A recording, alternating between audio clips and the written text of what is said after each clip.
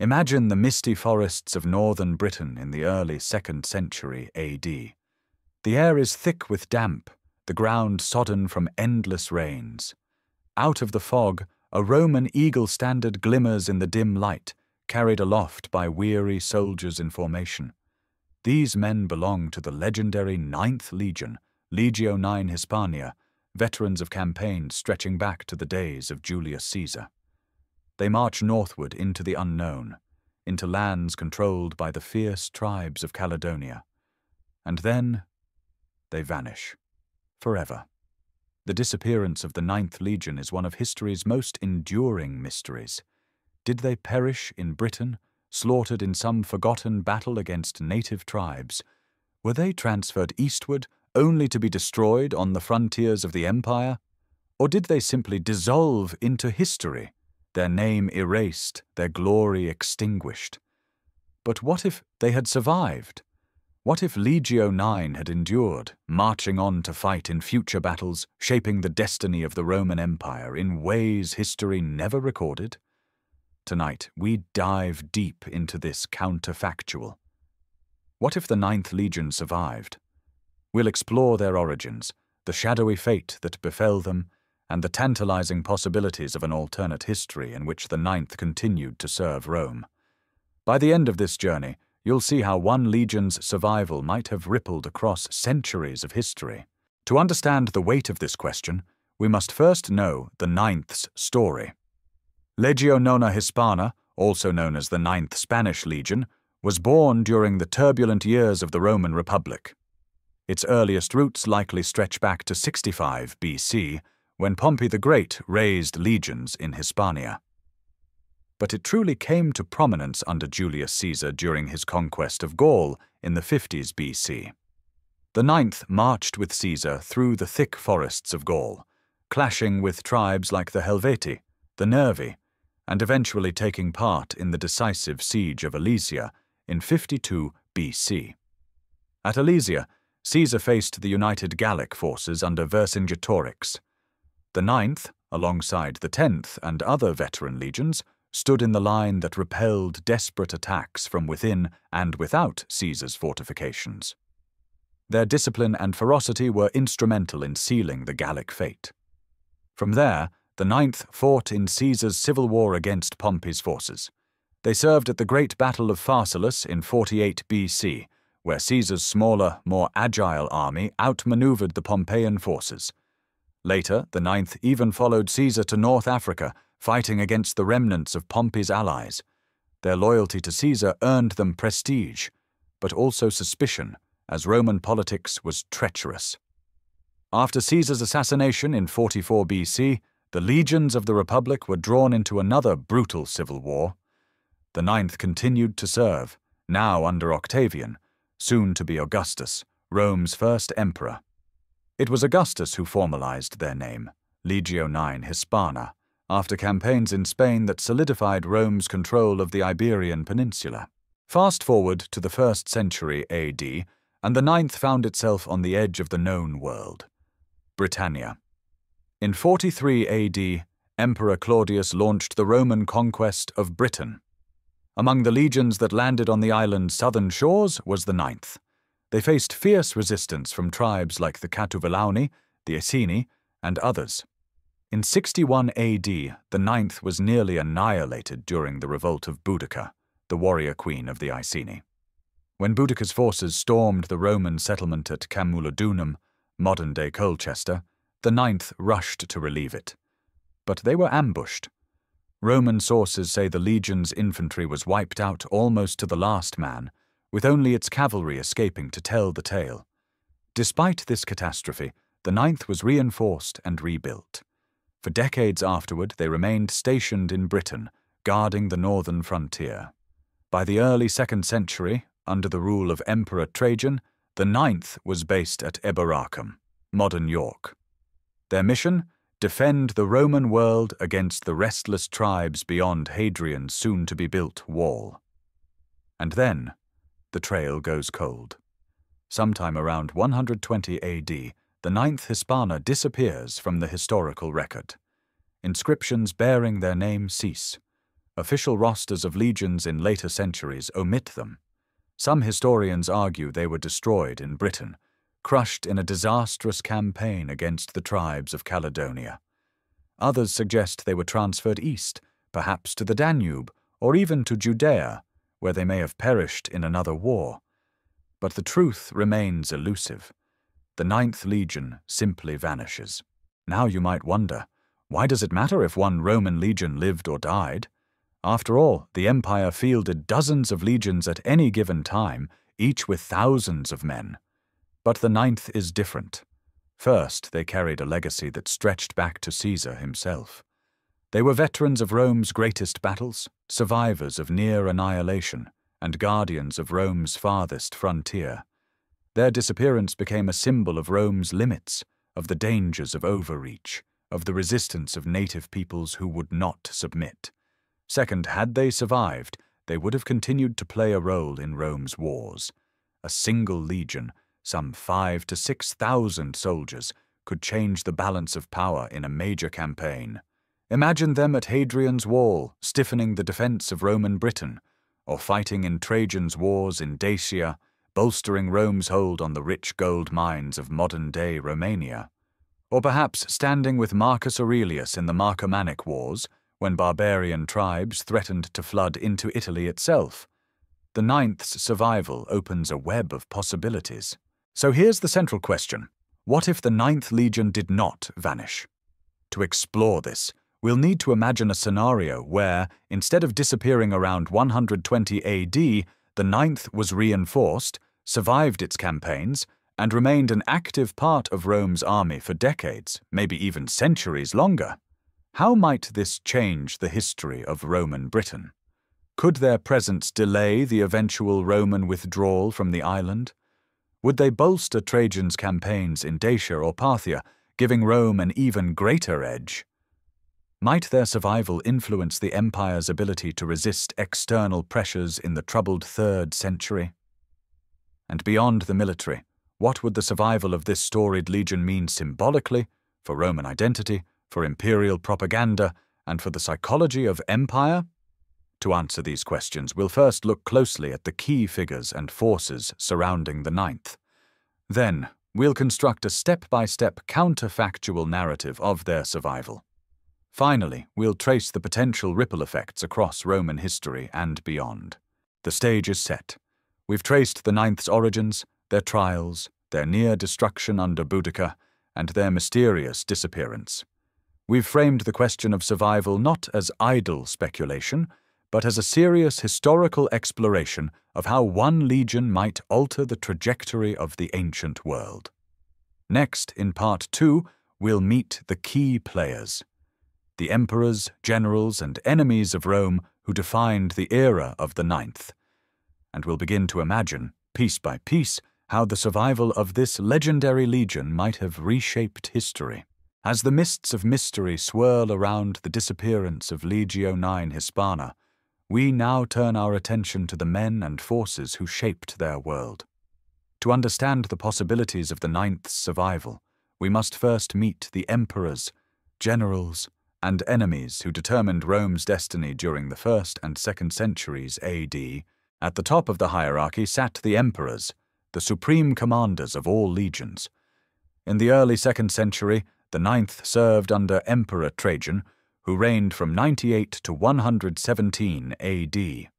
Trajan is remembered as one of Rome's greatest soldier emperors, expanding the empire to its maximum territorial extent. His conquests in Dacia and campaigns in the east against Parthia demanded vast manpower. Every legion mattered. For Trajan, the 9th represented not just a military tool, but a symbol of Rome's enduring might. Had the 9th survived intact, he might have deployed them to reinforce his wars in Dacia. Their presence could have tipped the balance in difficult sieges, such as at Sarmizegetusa, the Dacian capital, where Roman victory hinged on relentless pressure. Following Trajan came Hadrian, 117 to 138 AD, the emperor famous for consolidation rather than conquest. Hadrian is best known in Britain for building the wall that bears his name, stretching across northern England as a barrier against the Caledonian tribes. If the 9th had remained in Britain during Hadrian's reign, they might have been integral to this massive construction project, guarding engineers and securing supply lines. Their survival could have meant a stronger, earlier defense of Roman Britain.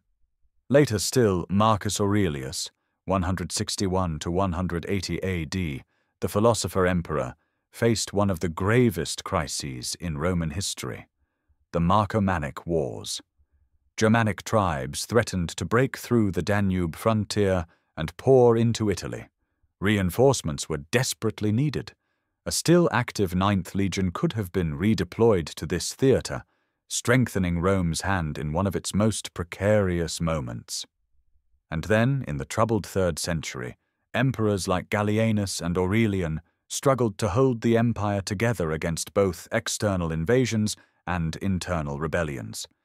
A 9th Legion still in existence might have played a stabilizing role, or perhaps, like other legions, might have been drawn into the chaotic politics of the age, supporting rival claimants to the throne. Beyond the emperors were the legates and governors who commanded the 9th directly. One of the most notable was Quintus Petilius Cerealis, governor of Britain in the 70s AD. He led the 9th during campaigns against the Brigantes, one of the most powerful tribes in northern Britain. Cerealis was an experienced commander, having fought in the year of the 4 emperors, and he rebuilt the 9th after its devastation by Boudica. His leadership gave the legion a second life. Later governors, such as Julius Agricola, expanded Rome's control deep into Scotland, reaching as far as the Highlands.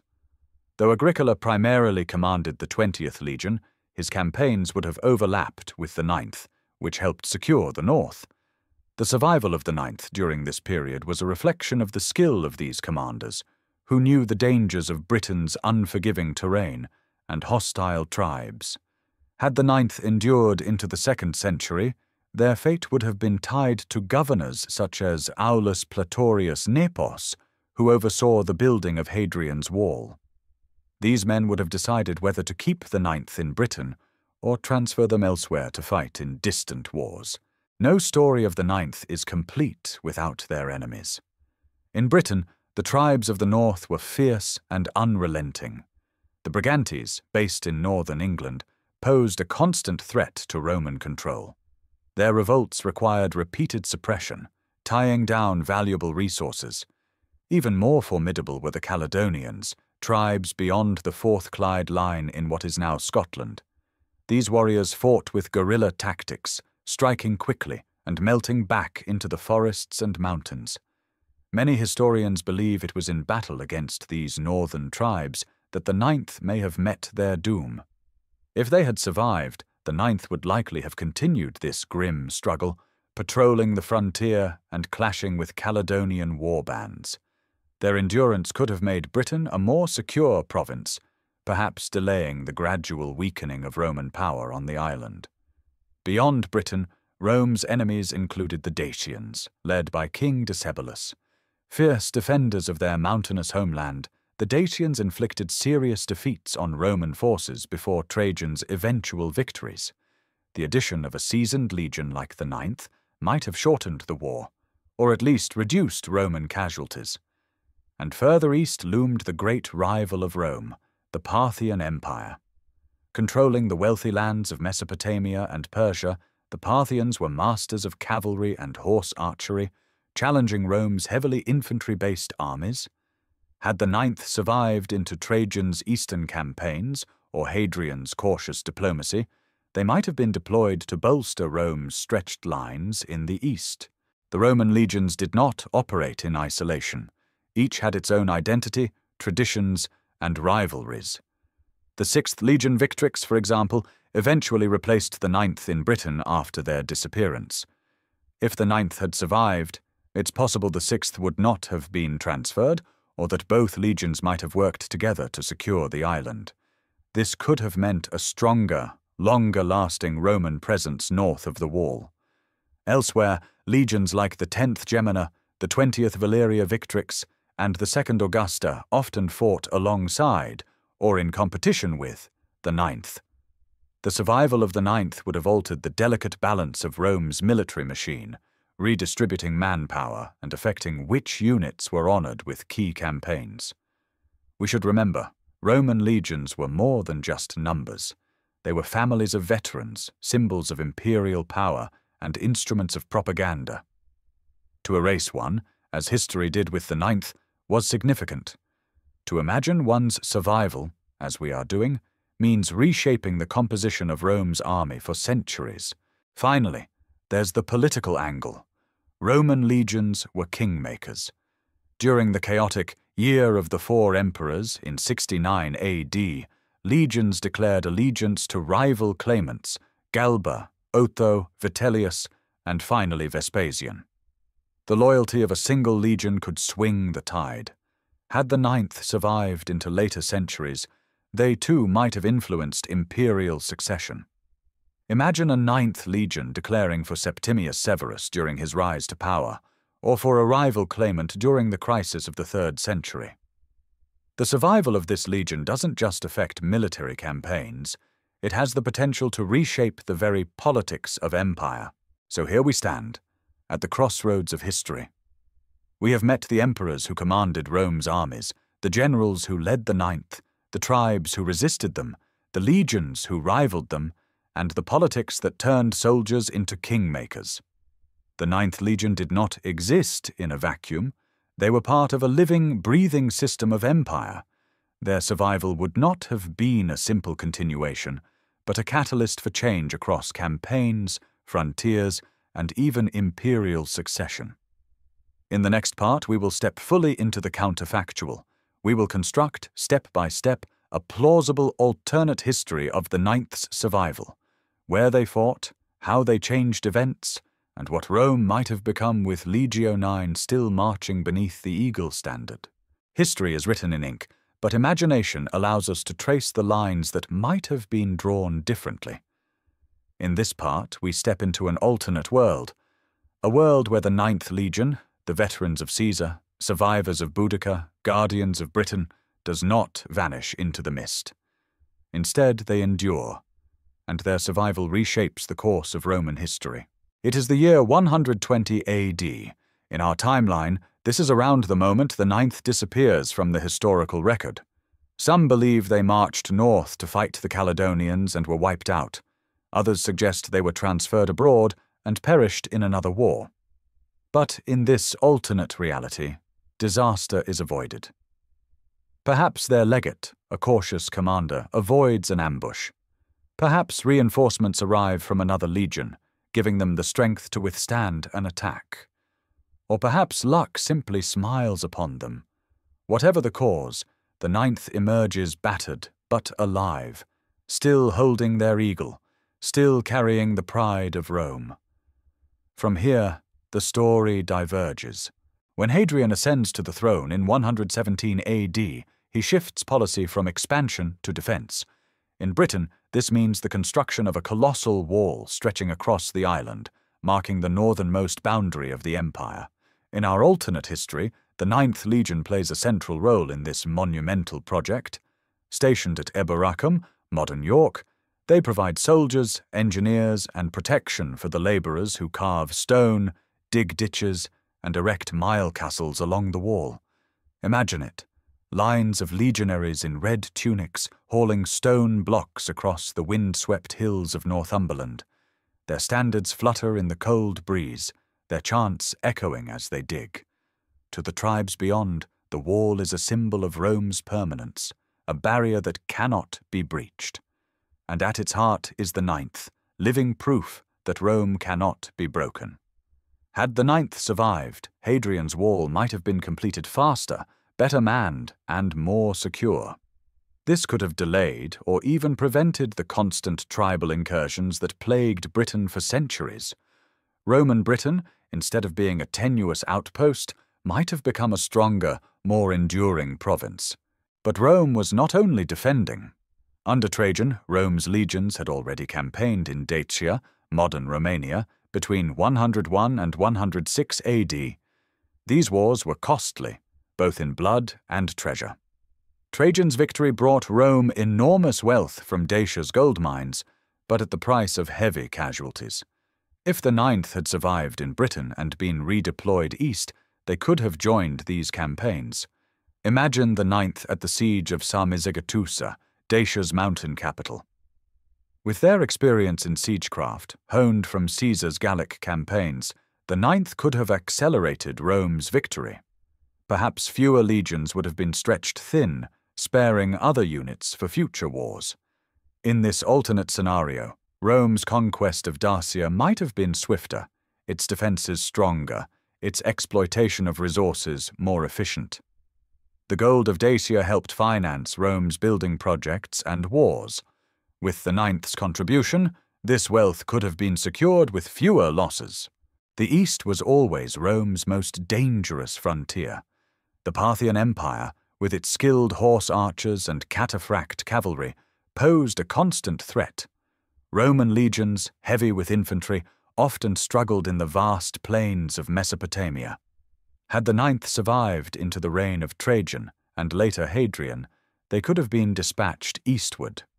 In Trajan's final years, he launched an ambitious invasion of Parthia, capturing Armenia and even marching as far as Ctesiphon, the Parthian capital. But his conquests proved unsustainable, and Hadrian quickly abandoned them. Now imagine Trajan with one more battle-hardened legion.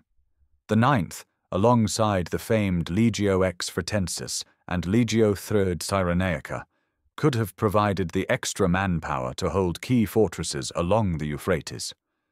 Rome might have retained more of its eastern gains, altering the balance of power between Rome and Parthia for decades. Fast forward to the mid-2nd century. Rome is ruled by Marcus Aurelius, the philosopher-emperor. His reign is defined by two great crises, a devastating plague and the Marcomannic Wars, in which Germanic tribes threatened to storm across the Danube into Italy itself. In our history, Marcus was stretched to the limit, shifting legions from one crisis to another, even considering the creation of new provinces north of the Danube before circumstances forced retreat. Here, in our alternate reality, the 9th Legion still marches. By this time, they are veterans of Britain, Dacia, and perhaps even the East. They are sent to the Danube frontier, where they join the desperate defense against the Marcomanni, Quadi, and Sarmatians. At the critical Battle of Carnuntum around 170 AD, the 9th could have provided the extra strength needed to secure a decisive Roman victory earlier. With more secure defenses, Marcus might have had the breathing room to implement his dream of new provinces beyond the Danube. The map of Europe could have shifted permanently, with Roman territory extending deep into what is now Austria and Slovakia. The survival of the 9th would not only affect wars, it would alter the empire's resilience during the crisis of the 3rd century. From 235 to 284 AD, Rome nearly collapsed under the weight of civil wars, barbarian invasions, and economic turmoil. Legions rebelled, emperors rose and fell with dizzying speed, and provinces like Gaul and Palmyra even broke away to form their own short-lived empires. A still loyal 9th Legion, with its long tradition and prestige, could have been a stabilizing force. Perhaps they would have thrown their weight behind strong leaders like Aurelian, helping him reconquer the breakaway provinces and restore unity. Or perhaps, like other legions, they might have raised their own emperor. Imagine a 9th emperor, backed by one of Rome's oldest and proudest legions. Either path changes the course of the crisis, either stabilizing it sooner or reshaping the political map with a new claimant to Rome's throne. And what of Britain itself? In our timeline, Roman control of Britain slowly weakened over the centuries. By the early 5th century, Rome abandoned the island altogether, leaving it to fall into chaos. But with the 9th enduring as a permanent fixture of the northern frontier, Britain might have been held longer. The 9th's survival means a stronger military presence in the north, fewer devastating tribal incursions, and perhaps a more Romanized Britain by the late Empire. Instead of being an isolated, vulnerable province, Britain could have remained more integrated into the Empire's political and cultural life. Imagine Roman villas still thriving in the 4th century, Roman law continuing to shape British society, and perhaps even a scenario where Britain remains part of the empire beyond 410 AD. The echoes of the 9th could resonate into medieval Europe, with a stronger Romanized foundation for what would later become England and Scotland. Thus, in this alternate timeline, the 9th Legion's survival is no small matter. Their endurance strengthens Hadrian's wall, speeds the conquest of Dacia, bolsters Rome against Parthia, shifts the balance in the Marcomannic Wars, stabilizes the crisis of the 3rd century, and potentially keeps Britain within the Roman fold for centuries longer. The 9th story becomes not one of disappearance, but of dominance, a symbol of Rome's resilience against the storms of history. But this raises the deeper question. Beyond battles and borders, what does the survival of the 9th really mean? What is its larger significance? That is the question we'll explore in the next section. We have followed the 9th Legion from its origins under Julius Caesar to its mysterious disappearance in the early 2nd century AD. We have imagined an alternate timeline where they survived, building Hadrian's Wall, fighting in Dacia, marching east against Parthia, holding the line on the Danube, and even playing a role in the crisis of the 3rd century. Now we must ask, what are the consequences of this survival? How does it change Rome, and how does it change us? In the decades following 120 AD, the 9th Legion's survival strengthens the Roman presence in Britain. Hadrian's Wall is completed more securely, with fewer tribal incursions southward. The psychological effect is enormous. Rome appears unshakable, even in the face of hostile tribes and unforgiving landscapes. In this version of history, the 9th is not remembered as a vanished ghost, but as a veteran unit that served for centuries. They become a cornerstone of Rome's northern defense, their eagle gleaming atop the wall that divides civilization from barbarism. Meanwhile, their possible redeployment to Dacia or the east shifts the balance of power. With one more legion in the field, Rome's victories come faster, its losses lighter. The 9th's presence helps Rome secure its golden age under Trajan and Hadrian. But survival is never simple. One legion living where another might have fallen creates ripples that extend far beyond any single battle. In Britain, stronger defences mean greater Romanization. Towns like Eboracum, York, Londinium, London, and Verulamium, St. Albans, flourish more securely. Trade networks knit the island more tightly into the empire. Christianity, spreading by the 3rd and 4th centuries, takes deeper root in a province less shaken by tribal invasions. A more Romanized Britain might resist collapse in the 5th century, creating an entirely different medieval landscape. In continental Europe, the 9th's endurance during the Marcomannic Wars helps Marcus Aurelius dream of provinces beyond the Danube. Perhaps Rome expands further north, reshaping the ethnic and cultural map of Central Europe. Germanic migrations might occur differently, delayed or diverted, altering the very foundation of medieval Europe. In the east, the 9th's support against Parthia might help Rome hold on to Armenia or Mesopotamia longer. This changes not only Rome's frontiers, but also the delicate balance of power between East and West, a balance that, centuries later, would shape the Byzantine Empire and the rise of Islam. Beyond military campaigns, the survival of the 9th changes Rome's story about itself. In our timeline, the 9th's disappearance is often interpreted as a symbol of Rome's limits. It represents the empire stretching too far, overestimating its power, and paying the price in blood and mystery. To this day, the 9th's fate is a cautionary tale. Even Rome, with all its might, could be humbled by the mists of Britain. But if the 9th survived, that symbol shifts. Instead of a ghostly warning, they become a banner of Rome's endurance. Their survival reinforces the idea that Rome can withstand any storm, whether in Britain, Dacia, or Parthia. They embody resilience, not fragility. The empire's self-image, its propaganda, its morale, becomes stronger. And in an age when appearances were as important as victories, That shift matters deeply, yet survival is not always a blessing. The crisis of the 3rd century showed that legions could be double-edged swords.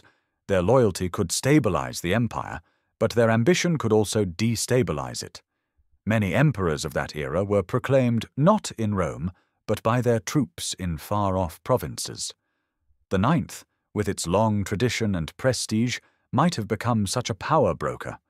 Perhaps they would have supported a strong emperor like Aurelian, speeding Rome's recovery. But perhaps they would have backed their own candidate, creating yet another fracture in an already fragile system. The alternate history of their survival could lead not to stability, but to an even earlier fragmentation of the empire. If the 9th survived well into the late empire, their legacy would be profound. They might have been among the last legions withdrawn from Britain in the early 5th century. Their veterans could have settled in the countryside, leaving descendants who remembered their Roman heritage for generations. In this alternate Britain, when the Saxons and Angles began to arrive, they would have encountered a society with deeper Roman roots, perhaps even organized militias inspired by the old legion. Instead of collapsing into the so-called Dark Ages, Britain might have remained a semi-Romanized kingdom, closer in spirit to Byzantium than to the fractured kingdoms of post-Roman Europe. Imagine a Britain where Roman law, Latin literacy, and even military traditions endured, not broken by the 9th's disappearance, but reinforced by their survival. The entire trajectory of English and European history could look different. And yet, in our real world, the 9th did not survive. Their disappearance remains one of the most haunting mysteries of Roman history. Historians debate endlessly. Were they slaughtered in Britain? Were they sent east and destroyed by Parthians? Were they disbanded quietly, their names struck from the rolls? Their absence has inspired novels, films, and endless speculation. From Rosemary Sutcliffe's The Eagle of the 9th to modern documentaries, the mystery of the 9th resonates because it represents the fragility of even the greatest powers. Rome was mighty, but not invincible. Perhaps this is why the 9th continues to capture our imagination, because in their silence, they speak volumes about the limits of empire, the power of myth, and the way history remembers, or forgets, its warriors. So what if the 9th Legion survived? Perhaps Rome would have stood stronger in Britain, richer in Dacia, bolder against Parthia, and more secure along the Danube. Perhaps the crisis of the 3rd century would have ended sooner, or perhaps the 9th would have fueled its chaos. Perhaps Britain itself would have remained Roman far longer, shaping a different medieval world. Or perhaps their survival would change little in the grand sweep of history, swallowed by the same tides of decline that claimed all of Rome's legions in the end. But what cannot be denied is this. The story of the 9th reminds us of the delicate balance between survival and extinction, between glory and oblivion. Their survival, or their loss, carries lessons about power, resilience, and the haunting silence of history's mysteries. As we close this journey, imagine once more the mists of northern Britain. A column of legionaries marches through the fog, their eagle held high. Do they vanish into legend, or endure into the chronicles of empire? That, perhaps, is the greatest mystery of all.